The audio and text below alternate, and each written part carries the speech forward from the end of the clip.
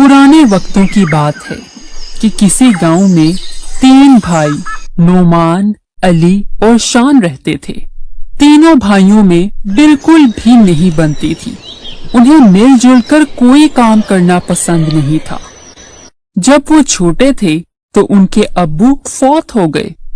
उनकी माँ खेती बाड़ी करके घर चलाती थी। तीनों बेटे भी अपनी माँ की मदद करते। एक दिन उनकी माँ की तबीयत खराब हो गई। माँ ने अपने तीनों बेटों को बुलाया और उनसे कहा, बच्चों, मैं अब बहुत टाइम तक जिंदा नहीं रह पाऊंगी। मुझे तुम तीनों बहुत प्यारे हो। मरने से पहले मैं बस तुम तीनों को अपने पांव पर खड़ा देखना चाहती हूँ। मैं चाहती हूँ कि तुम तीनों के पास झोंपड़े की बजाय अच्छा घर हो, जिसमें तुम तीनों भाई मिलजुल कर रहो। क्या तुम मेरी ये ख्वाहिश पूरी करोगे? माँ की ये बात सुनकर तीनों भाई सोच में पड़ जाते हैं, क्योंकि वो तीनों एक दूसरे को पसंद नहीं करते थे। उन्हें समझ नहीं आती कि वो क्या करें। बेटा, मैंने तुम तीनों से एक सवाल पूछा है। अपनी माँ की खराब तबीयत को देखकर अली बोलता है, ठीक है माँ, जैसा आपने कहा हम ठीक वैसा ही करेंगे। बस आप पहले ठीक हो जाओ। अली का जवाब सुनकर माँ को सुकून मिलता है, लेकिन नोमान और शान को अच्छा नहीं लगता। वो घर से बाहर अली से कहते हैं, तुमने माँ से ऐसा क्यों कहा कि हम तीनों एक साथ रहेंगे? और नहीं तो क्या, उम्मीद देने से बेहतर होता तुम हमारी तरह चुप रहते। तुम दोनों कैसी बातें कर रहे हो? और इतना सोचने की जरूरत नहीं है। बस माँ को ठीक होने दो, इस बारे में फिर कभी बात कर लेंगे। मुझे भी कोई शौक नहीं है तुम दोनों के साथ सर खपाने का। हाँ, जो भी हो, किसी तरह की गलत फहमी ना डाल लेना अपने दिल में। मैं तुम दोनों के साथ कभी जिंदगी गुजारने का सोच भी नहीं सकता, और ना ही मैं। तीनों भाई जल्दी से अपनी माँ के ठीक होने की दुआ करने लगे, लेकिन कुछ ही दिन बाद उनकी माँ फौत हो जाती है। माँ के फौत होने के बाद तीनों भाई सोच में पड़ जाते हैं कि करें तो क्या करें। अली अपनी माँ से की हुई बात याद करता है और फिर अपने भाइयों के पास जाता है और कहता है, भाइयों, मैं सोच रहा हूँ क्यों ना हम मिलकर कुछ काम करें, जैसा माँ चाहती थी।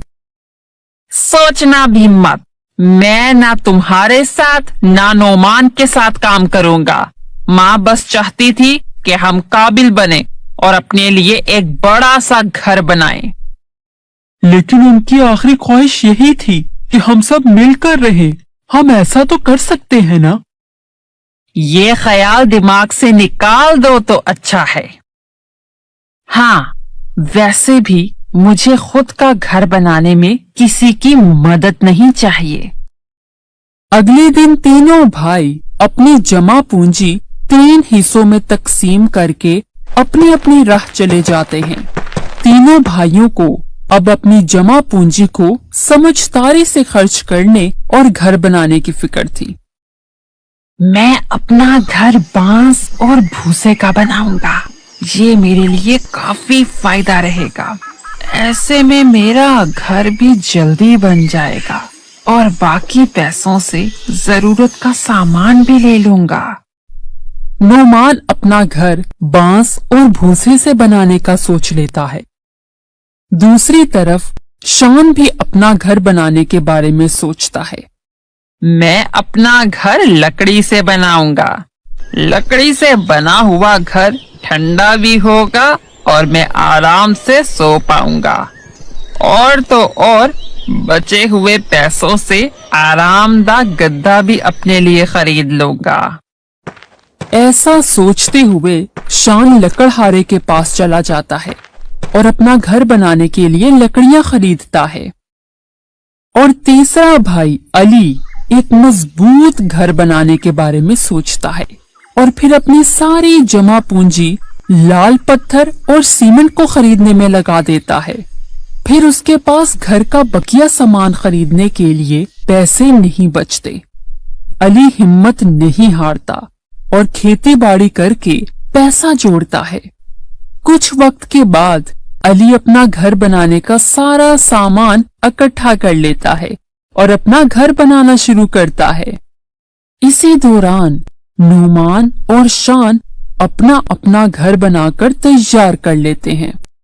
कुछ महीनों के बाद अली भी अपना घर तैयार कर लेता है और बहुत खुश होता है। तीनों भाई अपने अपने घरों में सुकून से रह रहे होते हैं। एक दिन बहुत तेज तूफान आता है। तूफान आने की वजह से नुमान का बांस और भूसे से बना हुआ घर और शान का लकड़ियों से बना हुआ घर खराब हो जाता है। फिर दोनों दौड़ते दौड़ते अली के घर पहुंच जाते हैं और देखते हैं कि अली का घर वैसा का वैसा ही है। ऐसे बारिश में ही खड़े रहोगे या अंदर भी आओगे? नुमान और शान घर के अंदर जाते हैं। उन्हें बहुत शर्मिंदगी होती है। हमें माफ कर दो भाई, हमने अपने लिए घर तो बना लिया, लेकिन ये भूल गए कि घर को महफूज रखना भी बहुत जरूरी होता है। तुम्हारा एहसान हम कभी नहीं भूलेंगे। एहसान कैसा भाई? आखिर मुश्किल में अपने ही तो काम आते हैं और तुम तो मेरे भाई हो।